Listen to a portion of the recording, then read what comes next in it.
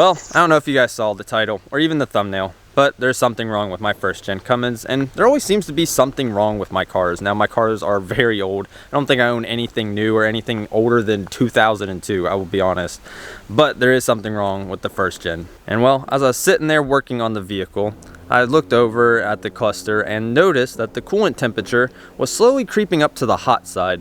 And well, that's kind of not a good thing, especially on straight sixes. They're known to overheat, known for head gasket issues, and well, I'm hoping that's not it, but we're going to figure out what exactly it is. Now, I don't think it is a head gasket issue, and the only reason why I don't think it is, the minute I noticed it, I instantly shut it off and went over to kind of see if I had coolant. And sure enough, I have coolant in the overflow tank. I have coolant in the radiator. But the issue with the radiator is it wasn't hot, and neither was the upper coolant hose. Now, when I touched the lower coolant hose, it was hot to a touch, and as it should be. So I think I'm gonna start there. I have the parts truck, so this should be a simple, easy fix, and wouldn't probably cost me a dime. At least, hopefully that's the issue at least. Also guys, by the way, we did get a new we got the windshield installed now, and honestly, I cannot wait to be driving this truck. It does suck that I have some small issues. We got rid of all of the aftermarket wiring, lots of it, honestly. This is just like a small amount of it. There's still more. I've chucked it all already, but yeah, we got the windshield in. I'm super excited about that. That didn't cost me too much, and yeah. Now, this is where our issue starts to kind of get a bit weird, and why I think it is the radiator just to begin with. If you guys look, and I don't know if the camera will focus properly, but this upper hose is wrong, and as well as the radiator. Somebody somehow put an aftermarket one in here, and this hose is all chopped up. I mean, it's a job. Yeah, it's kind of a backyard job, and they even added custom mounts to it, which is really funny. And not only that, but they decided for some reason to booger up the hood on here. So yeah, that's kind of interesting. So yeah, this radiator here is not OEM. You can see where the original one is here by this marker, but for some reason they tapped it, made this trashy mount that you can see is like half-ass welded. And overall, I mean, this is just, I just think it's janky. I'm gonna show you guys the parts one and what it should look like. But yeah, luckily we have the parts Cummins. We can get this fixed, and hopefully it'll be an easy job. We're over at the parts Cummins, and already you can see the difference in it. It's kind of crazy to think about.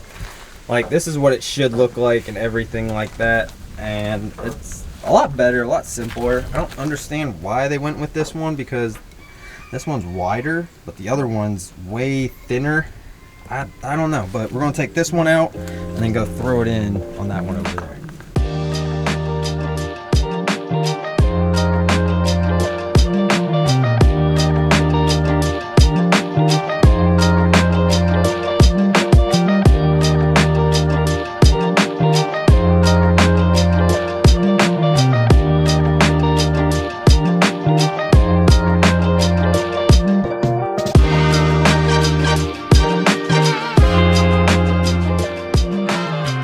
Alright, we're able to get it out. Actually did only take like 6 bolts. 2 bolts for each of those, and then 4 bolts in total for this radiator.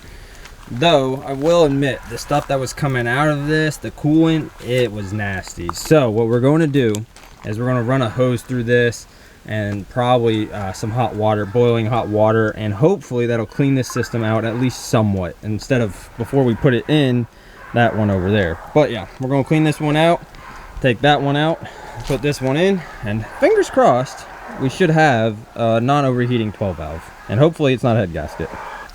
Got the coolant drained, and honestly looks a lot better, and it's not brown, it's very green, which is a good sign. I'm glad that it's green. It means this one is not coated in with like rust or any of that bull crap in there. But I think it's time to remove this radiator and then put in that new one.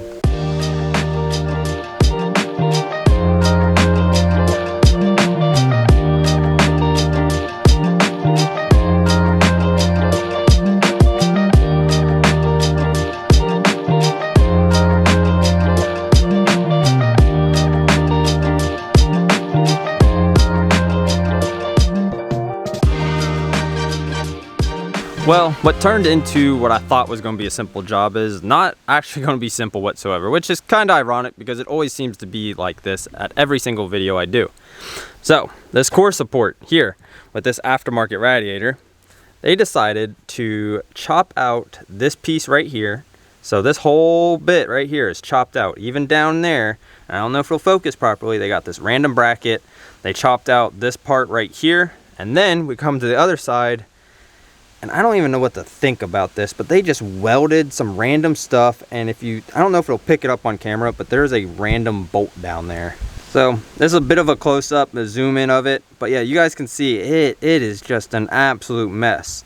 I'm more than likely going to have to tear out this whole entire core support, and then once I'm done tearing this one out, got to tear that one out. And that one's at least in good condition. Actually, it's in amazing condition, but still sucks.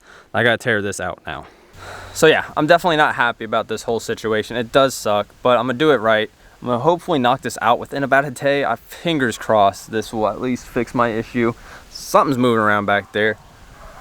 I don't know what. Hopefully it's not a snake. There's a lot of snakes down here. I'm not really worried about it anyway.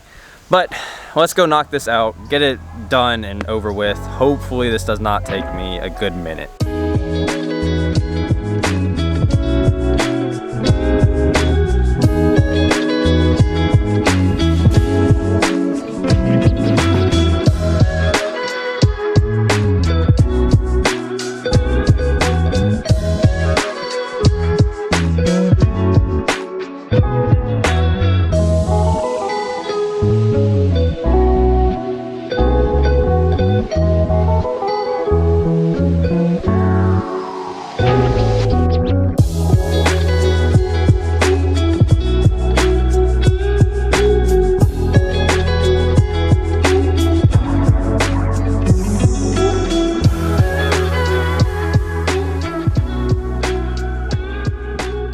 Let me just say, this is not easy, especially in the beating sun. Not easy, not fun. Probably took me upwards of about an hour and a half, if not 2 hours. But yeah, got it out. I had to loosen up like this fender up over here. I thought about loosening that one up. I put enough force onto that one to push it out and at least get the one end out, and then I could have got the other end. But yeah, honestly, it kind of looks weird without core support or radiator support, whatever you'd like to call it. But now it's time to spend probably about another hour, 2 hours on this one, and yeah, I'm not excited, but we got to get it done, so let's get into that. It never ceases to amaze me when actually working on a video and working on cars, especially my cars, of all cars. So the project car, or project truck over here, or parts truck, wherever you'd like to call it, that core support, as I was looking at it, is all rusted. So it's one of those where it's like, do I put in a rusted one, or do I put in one from a junkyard that's not rusted? And again, I'm gonna have to take it all apart, and I'd like to do it properly. So I'm gonna show you guys the rust, and honestly, I'm probably more than likely gonna go to the junkyard. I don't know how well you guys can see it, but you can see this whole side is rusted, and I didn't really realize it until I went to go take those bottom bolts out, and there were none. So I could put this one in. There's really just that rust. Other than that, the rest of the core support is pretty solid. You got a little surface rust right there, but everything else is pretty damn solid. But more than likely, I'm probably not going to tear this one apart, just because, I mean, there's no point in putting in a rusted one and then having to take it all apart again and then go get a clean one. So looks like we're going to make a trip to the junkyard here this week. So yeah, it's one of those situations where when I work on cars, it seems like anything and everything can go wrong and will go wrong. It's shown with the Skyline, and it's weird voodoo magic, I don't know, whatever you'd like to call it. Bad luck, karma, who knows. But it looks like, as of right now, this is a good stopping point. It does suck because, I mean, it's kind of ugly looking, I'm not going to lie to you. So looks like we're going to go to the junkyard here this week, and hopefully we'll find a good core support. Alright, made it back from the junkyard, and gotta admit, not a bad day at the junkyard, honestly. Now, with that being said, I am going back up there probably eventually here shortly. I was able to find, and honestly kind of surprised, a manual Jeep Cherokee. I know, those things are ultra rare. Well, I wouldn't say ultra rare, but it was a 4x4, so that makes it even better. I already have an AX15, but I mean, you can't go wrong with two AX15s, and I also need the pedal assemblies. Pedal assemblies are like $500 on eBay, if not a little less than that, maybe a little bit more than that. I'm not 100% sure, it's been a while. But yeah, I'm gonna go back up there. But let me show you guys what all I got though for the truck at least. First things first, we got the radiator support. That was honestly not hard to get out. Once I've already done it, I know exactly now what to do. Probably took me about 30 minutes to get this one out. And what's good about this one is it came out of a Cummins as well. Now that first gen Cummins is sadly like been gone through, so there's only a small amount of parts left here and there. Been meaning though to go grab the harness off of it, because I mean the harness alone is probably worth some money. But we got that. We were able to get some sun visors, so I did change this over. Instead of the red interior, I'm gonna go with this gray interior. And yeah, these sun visors are really nice. These came out of a newer truck. I think it was like a 92, but it had like the 318 4x4 manual. That was a nice looking truck. It's a shame it sits there. Also off the same truck, was able to get these guys. Shoot, I'm throwing, I don't even know what the hell they're called, honestly. Wiper blades, or wiper arms, there we go. So I was able to get the chrome ones. I'm not a big fan of chrome, but I mean, that was the only nice set there. The rest were really beat up and hammered. Driver seat belt, or at least the lap seat belt and everything like that, because the other one was a pain in the butt to get out of. So I might go back and with some power tools and try to get it out. And then even for my Jeep Cherokee, because that one right there has no what's the word I'm looking for, it has no cruise control, because my stupid butt decided to snap it off on this end here. But picked up this whole guy too. All of this was only $100. This ain't a terrible deal. I mean, that alone I was expecting to pay $100 for, so I feel like I came out with at least this stuff for free and then just paid $100 for that. And with the day being somewhat cloudy or somewhat overcast, I'm gonna take advantage to that as much as I possibly can, because in Tennessee it gets hot and humid and dense and it just feels nasty. So what I'm gonna do is install this core support, radiator support, whatever you'd like to call it. Hopefully it doesn't take me as long to install it as it did to remove it, but we'll find out here real quick. Well, the sun decided to come back out and play, so it is extremely hot here. There's no shade. But we did get all the bolts loosely fitted somewhat. Now, this fender here has been smashed in on the lower portion. Has a big dent right in there. You can see it barely. So this guy has been kind of a struggle getting on all the bolts here, but all the bolts are in, and it honestly, it's coming along. It's coming along. It's a lot better condition than the other one. The other one was sadly just absolutely like boogered up, chicken welds, like all sorts of weird stuff.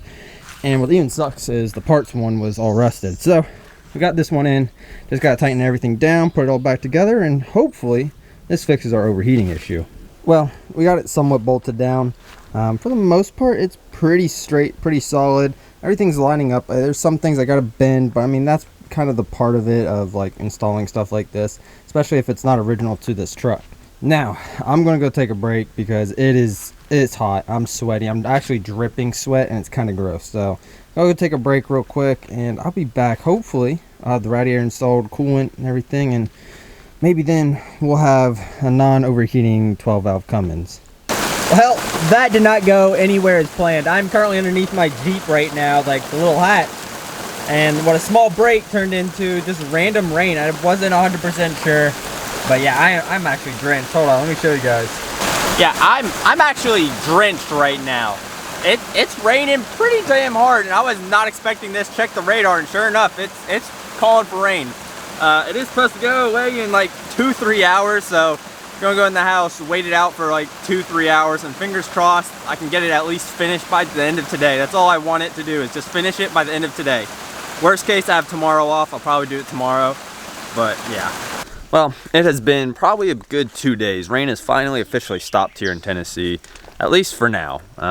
Tennessee weather is a bit weird. Sometimes it'll rain, it'll snow randomly. Not really, but just an exaggeration.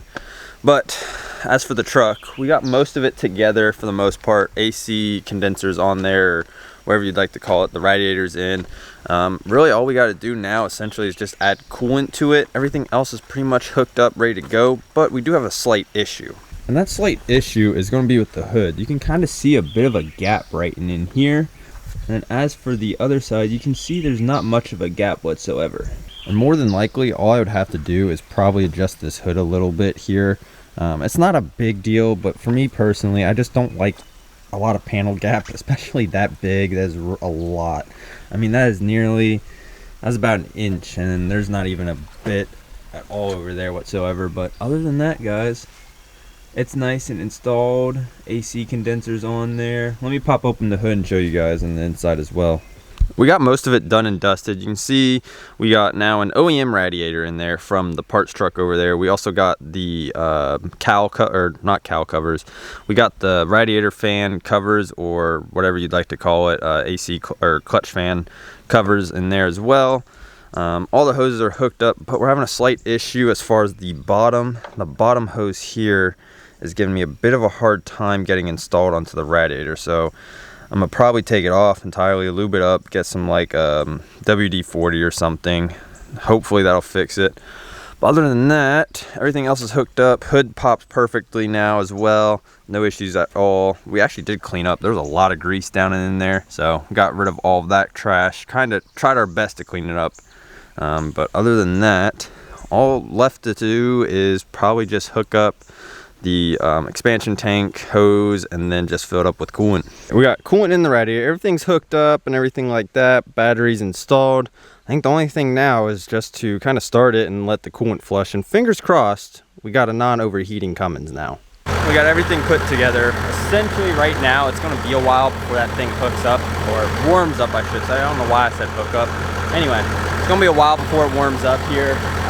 Probably about 30 minutes. I don't know why this 12 valve, for some odd reason, takes forever. Though I will say, more than likely, I do got to replace the clutch fan. The clutch fan is bad on this one, but it's good on the parts one over here. So we got to replace that as well. And then if this doesn't fix it, we're probably more than likely going to change out the thermostat as well. I did not buy a new one while I was out this morning. It's kind of silly of me not to. I bought coolant, but not a thermostat. But I'm going to let it warm up, and hopefully, fingers crossed, all I have to do is just replace the clutch fan and not a thermostat. Though it's not a hard job, I just don't feel like doing it right now. So yeah.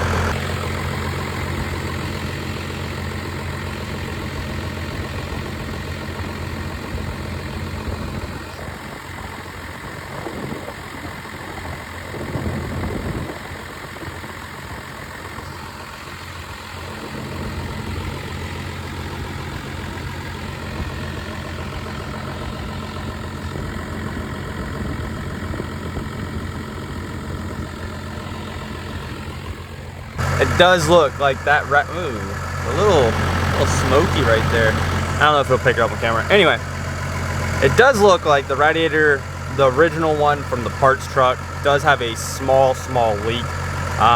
It could be that the fact that I did spill some coolant as well.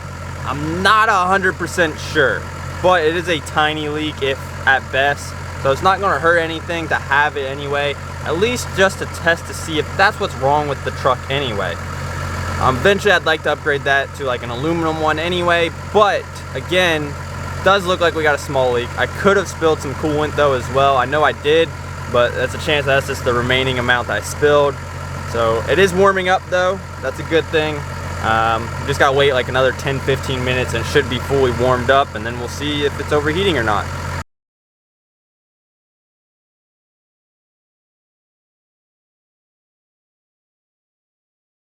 That kind of sucks. I don't know if you guys saw the GoPro footage, but it is still overheating. Now, we have actually more problems than what I even thought.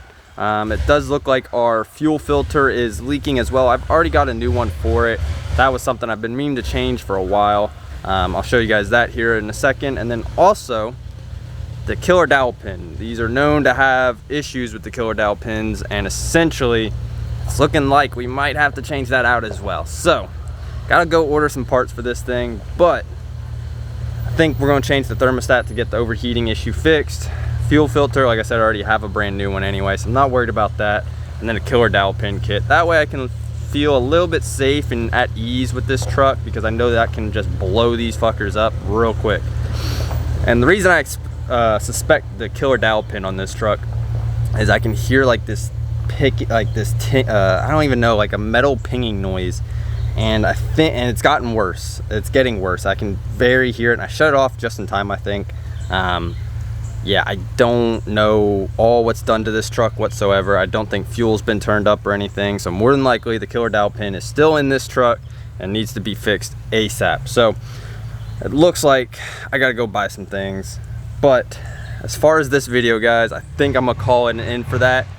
We got some stuff to fix, but nothing too big, nothing too major. But hopefully, fingers crossed, in the next video I get it fixed and it shouldn't be a big problem at all.